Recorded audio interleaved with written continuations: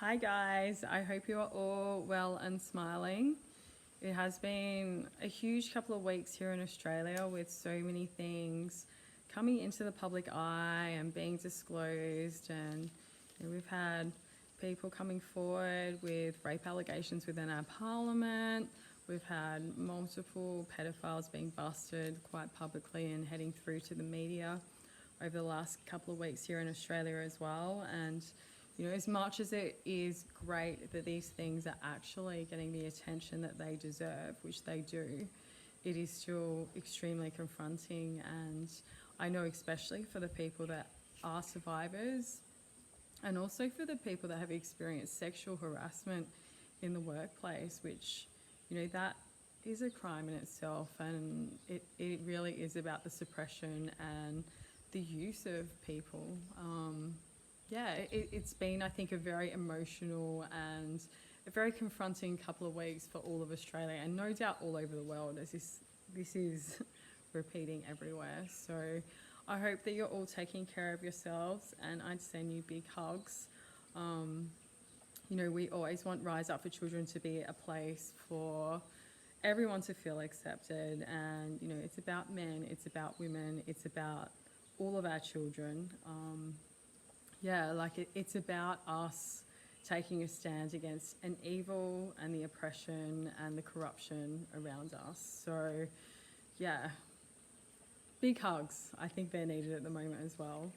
And I think the biggest thing to remember is, I've been feeling through where my expertise in the exploitation of children and what I want to represent starts and ends. And then we've got all of these issues of the oppression and suppression of young people working in businesses and corporations coming up as well, who many of are underage as well. And it's very blurred, it's all the same story. And the important thing to remember is every time we rise up for something that means something to us and we stand in our truth, you are changing, not only the area that you're focusing on, but you're changing the areas that are affected by that area as well. So, my heart goes out to all of the people, all of the young women and the young men that have received sexual harassment in the workplace. And there are instances of rape in that case as well, and it's just not good enough. Rape is never okay under any circumstance. And we have to be really clear on that. And I think that is a challenge of our current moment. I think back in the 60s and 70s, it was a challenge of whether someone said yes. And right now we're talking the same story again. So obviously it hasn't been resolved. And sexual harassment is a huge issue.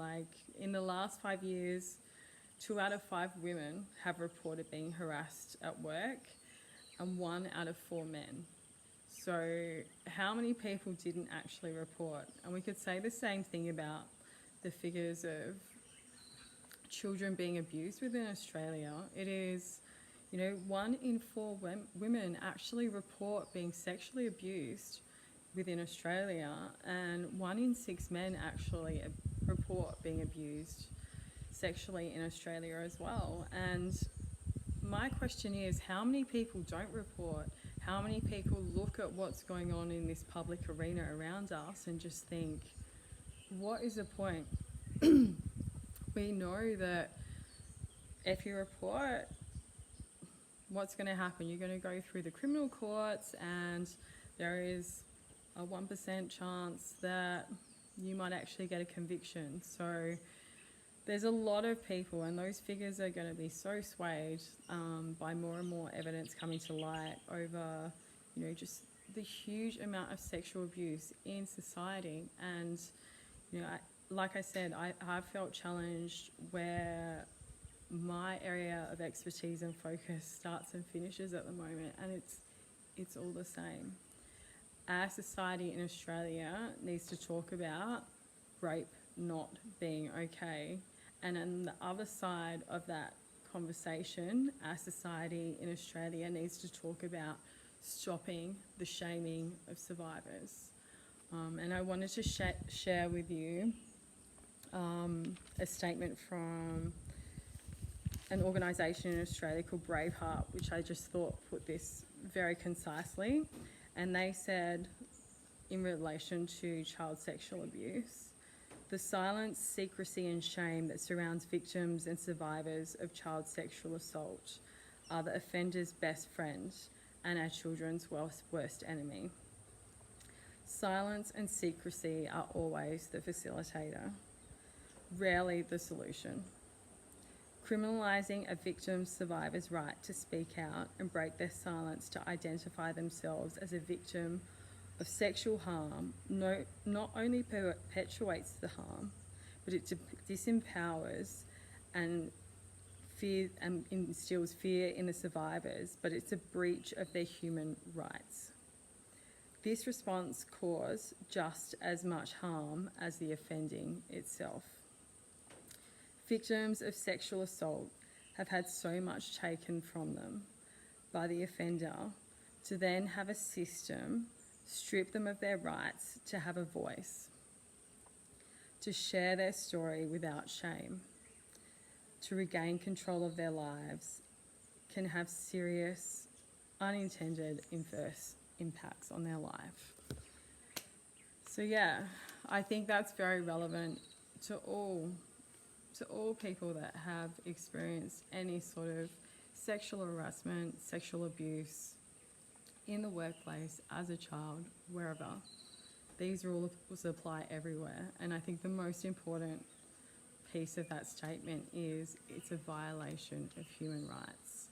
And when are our systems, when are our government actually going to take that seriously? Which brings me to my next point. It is day 117 since Andrew Wilkie presented our petitions to lift the pedophile suppression order and to establish an integrity commission over the government because of the level of corruption that is plain to see. So we're still waiting, and unfortunately Christian Porter has been so stressed out by the current situation that he's had to take 2 weeks stress leave. So I challenge all of you during this time. We know we've got another 2 weeks. Let's push hard.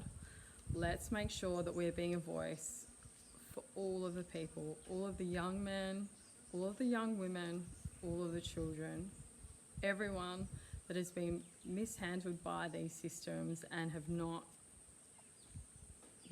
received the support that they would expect, because it's pretty obvious that that's happening right now. And this is a huge debate in Australia at the moment. It's running hot on every social media. It's a conversation. It's in the media. There's no better time for us to get out and start talking about the petition, getting signatures. And we've had some amazing ideas come forward, and I'd like to thank Desmond Davey for his idea about the QR codes. And we've put that into action, and we now have a flyer that you can print off with the QR codes that takes people straight through to the petition, and also to a short video about Bill Heffernan's speech and the Royal Commission into Child Sexual Abuse. So it's a great intro for people that have never heard anything about it. They can get that information and then sign. And being what's going on around us at the moment, it's going to be very relevant as well. Another great way to take action is we have a lot of our supporters and volunteers contacting public figures and jumping on the posts of public figures, especially politicians, especially the ones that haven't bothered to respond or support the petition, and putting the petition up there, especially in light of everything that's going on and the obvious injustice and lack of human rights. So please join in, and if you have a great idea about a way that we can bring the petition to life and get it further out into the community, please reach out as well. And let's keep fighting. Let's keep fighting for good against evil. Let's not fight between ourselves about whether we're men or women, whether we're adults or children. There are much, much bigger things at stake right now. And, I'm so proud of our movement.